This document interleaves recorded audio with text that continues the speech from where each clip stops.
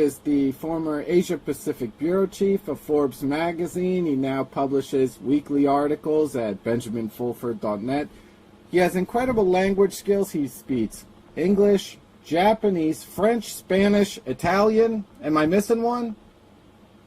Well, I only understand Italian and Romanian and stuff like that because they're Romance languages, so they're sort of like dialects. But I also have conversational Chinese. I thought you spoke Spanish on a podcast. Am I wrong? Spanish is no problem. I'm fluent in Spanish and French, yes, but Italian and Portuguese and Romanian, I understand them even though I never studied them because they're Romance languages. Unbelievable.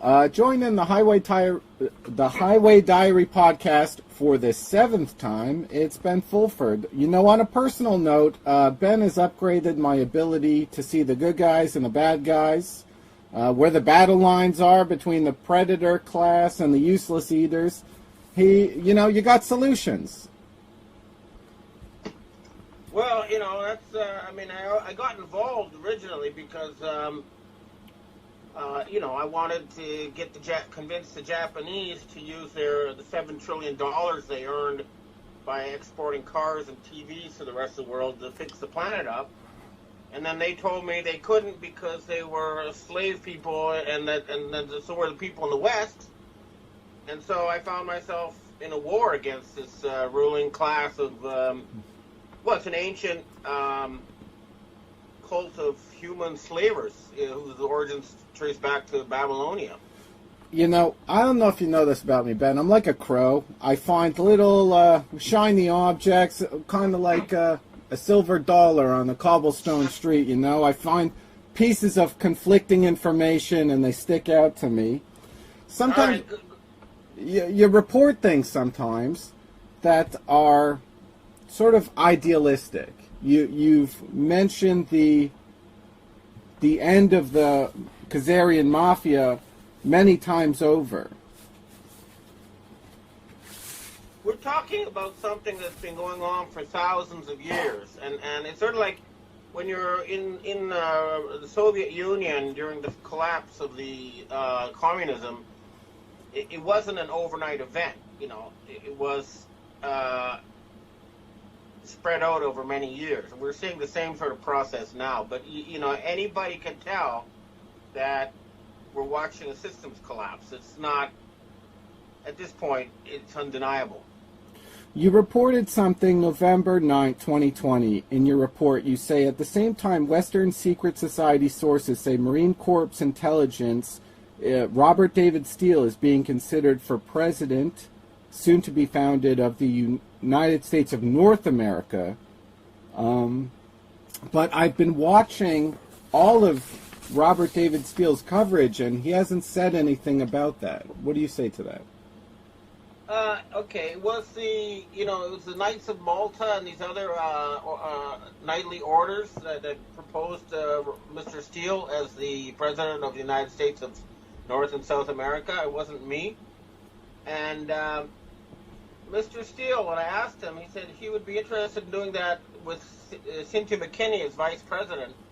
But, and here's the big but, he's a loyal soldier, and as long as Donald Trump is the popularly elected president of the United States, he's going to, support Trump.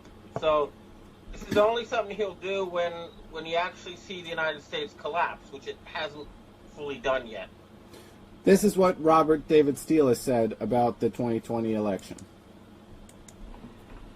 Which is that after President Trump wins re-election, we're going to see a cultural tsunami in which the Satanists and the pedophiles are exposed.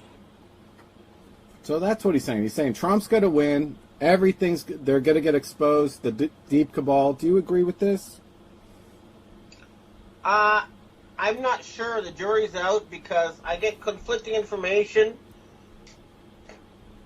Me too. And I get to saying that Trump himself is being Gordon Duff of Veterans Today, who is obviously works for the Rockefellers. You can tell by what he's spewing out on the site. But nonetheless, they cite California court cases and other documents, and they're on the record saying this, that Trump is being blackmailed over some rape and murder of a 12-year-old girl. I'm not saying this is true.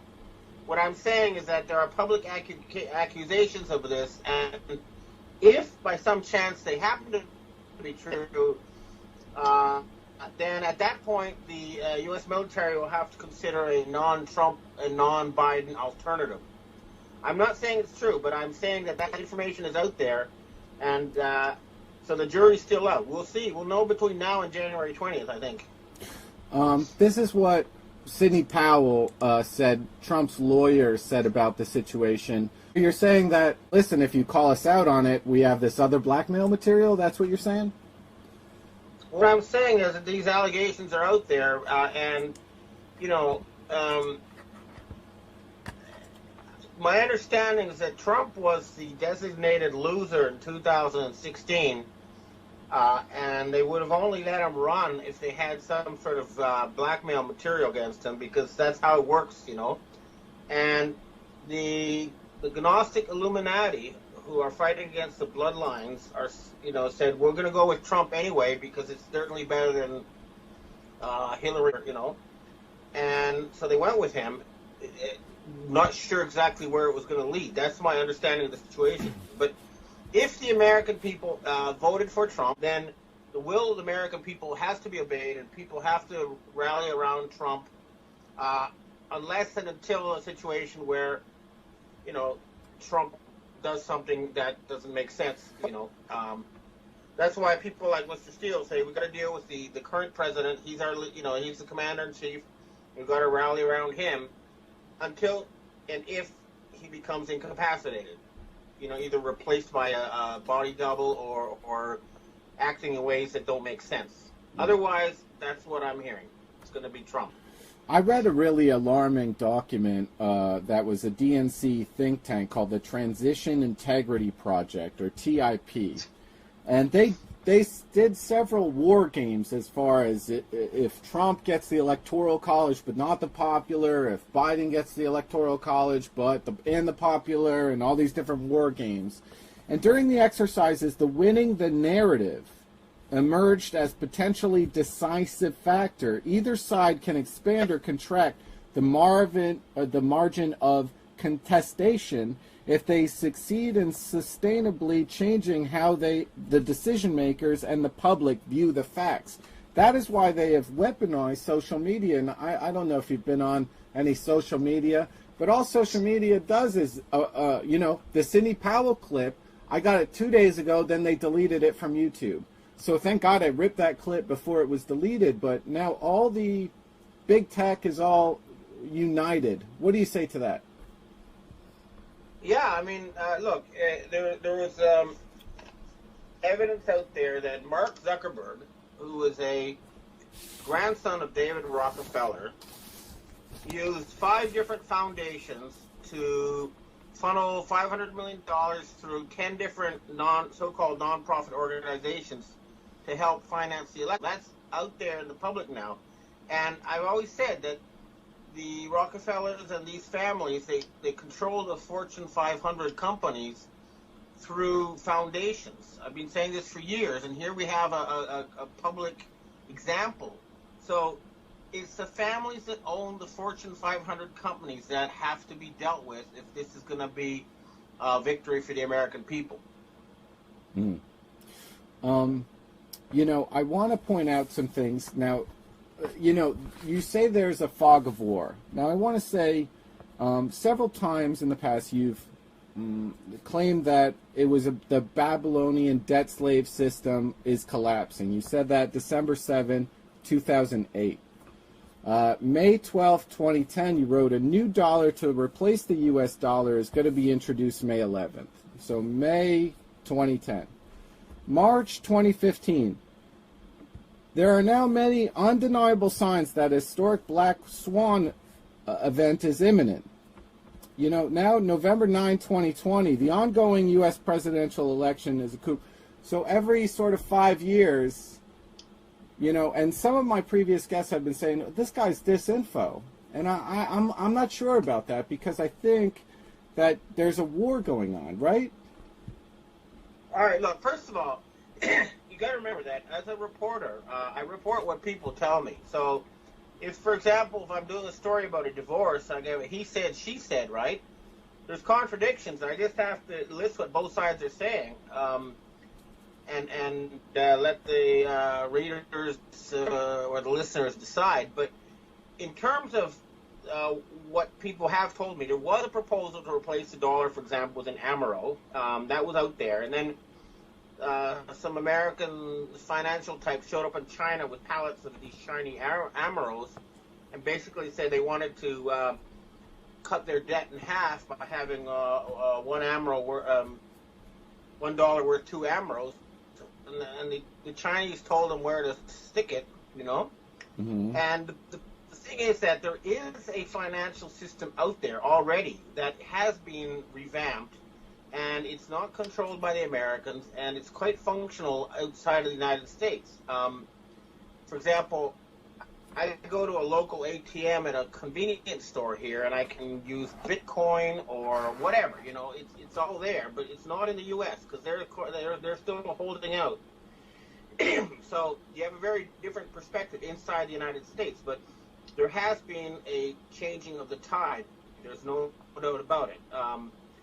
But like I say, I get people telling me stuff who are, you know, in positions of power, and what they tell me sometimes turns out wrong, because it's sort of like World War II. You know, you said people were saying that they'd been Berlin by Christmas, and then there was the Battle of the Bulge, and everything was delayed by 6 months. So it's a similar situation. You know, and as a journalist, you need, just like a courtroom, two witnesses. Am I wrong? And so you report what two witnesses say, and some people are like, this guy's predicting the same thing for a while. I'm like, well, you know, when I saw that the engineers and architects for 9/11 Truth were holding a grand jury in the Southern District of New York City, I go, oh, they're done. I was thinking, I was at my home, I'm going, they're done. It's over. If this gets out, they're done.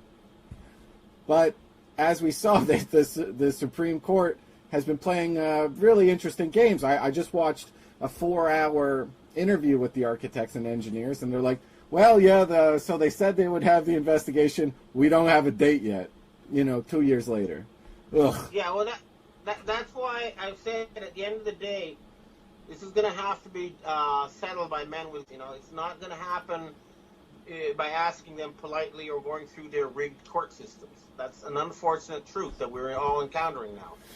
You responded to, you always, on BenjaminFulford.net, you respond to harsh criticism on your blog, and October 27, 2019, you issued an overall correction to these issues. You say, please understand, we're dealing with a hybrid war. To control information to the public is a vital part of that war, just like the Transition Integrity Project said. If we thumb the scale of information, we win.